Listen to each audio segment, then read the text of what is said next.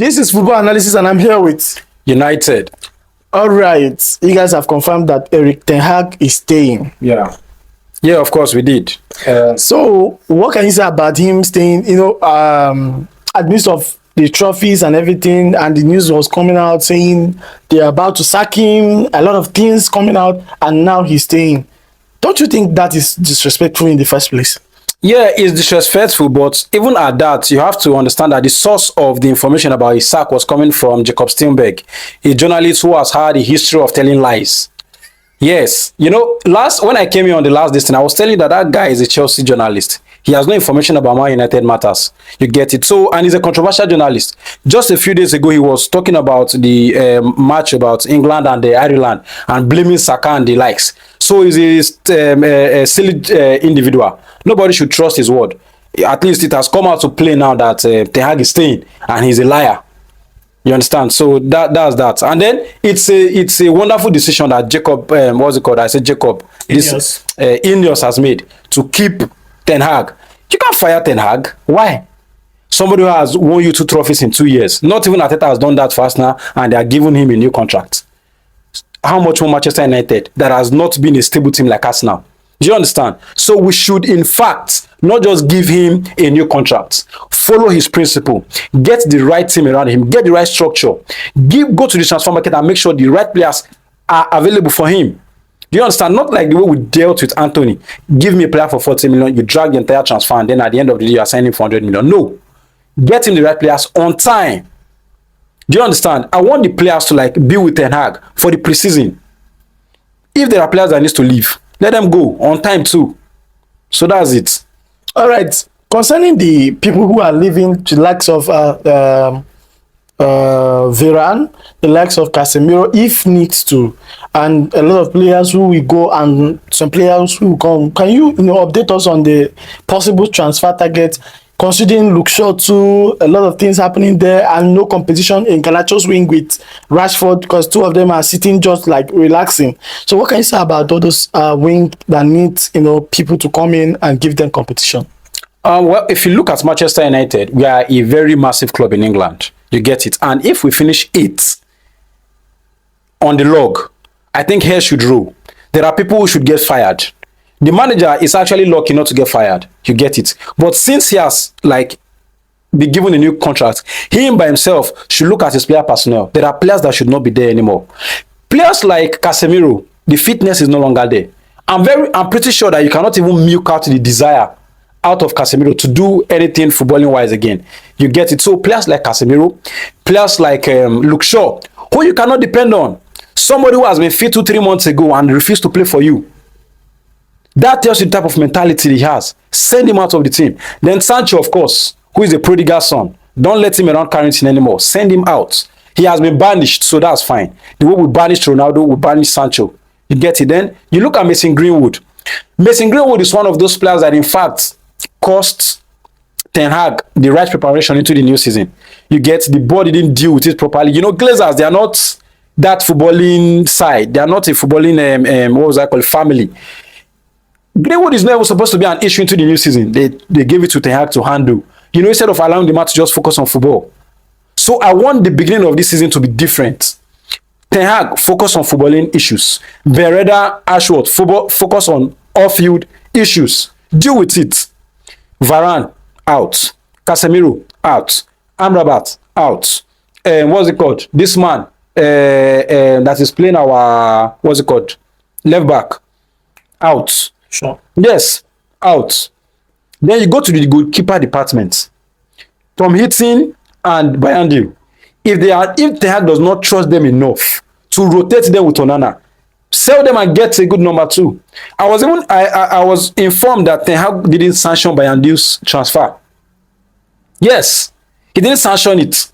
You have to let the manager. He wanted to keep cover. He wanted it, but to keep cover. They didn't keep cover for him. If they had kept cover the whole time where Onana was not really himself, he would have put him there. So these are the changes I want. Bring in the right players. Tell the players that are not right mentally to stay, to leave the club. It's okay. We've had it enough. 2013, this is 2024. That's over 11 years now. No Premier League. It's shameful. If not for Ten Hag that has helped us, we went entire 5 whole season, Manchester United, without a trophy. And then he came in and then gave us two in 2 seasons. So we need to support this man, support him with the right players, support him with the right environment, support him with the right media team. Don't allow people like Jacob Steinberg, a journalist with no pedigree, to just come out and break a news on the eve of a final to say Ten Hag is leaving. It's bullshit. That tells you that Man United does not have a media presence. Yes. So these are the issues we need to go in and then address. Yeah. All right. So what can you say about the transfers? Because like I heard before, they are trying to track Olise from Crystal Palace and Lookman, then get a second striker for Højlund. A lot of things are happening. So what happened? Which player are you guys, like Neves from Benfica? Which player are you guys getting? If you look at the team, we should go ahead to sign a replacement for Casemiro.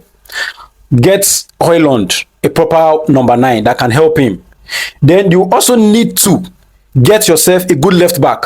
You know, our left back position has actually been funny over the years.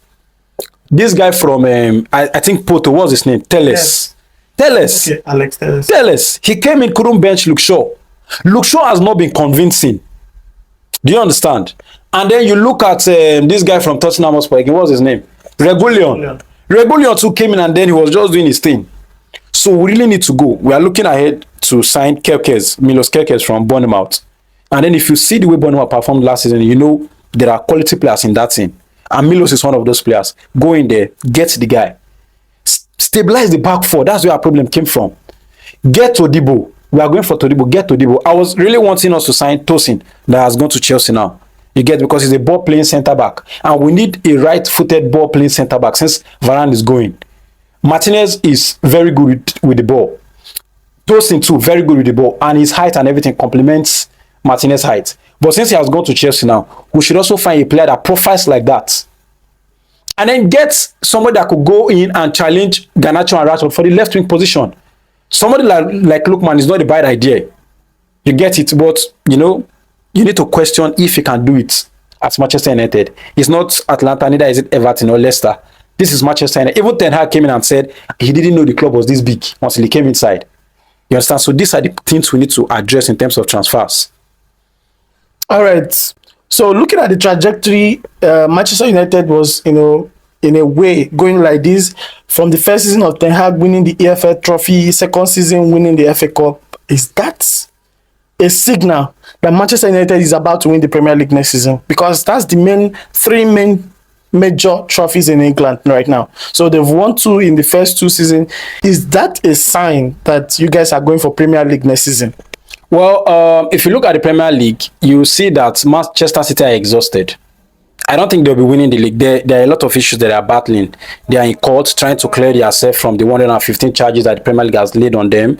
And then you look at Arsenal. I think the team is stressed, trying to ginger them up and then bring out a new swagger for them to challenge for the title. I think it's going to be a little more, or I think it's going to be more difficult than it is last season for Arteta.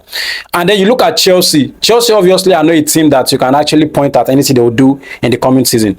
Enzo Maresca has only been at Las Palmas, Leicester, and then Chelsea now. Yeah, which is really not it, because if you want to sign a manager to come to a top club, he has to be somebody who has the pedigree, who has done it before.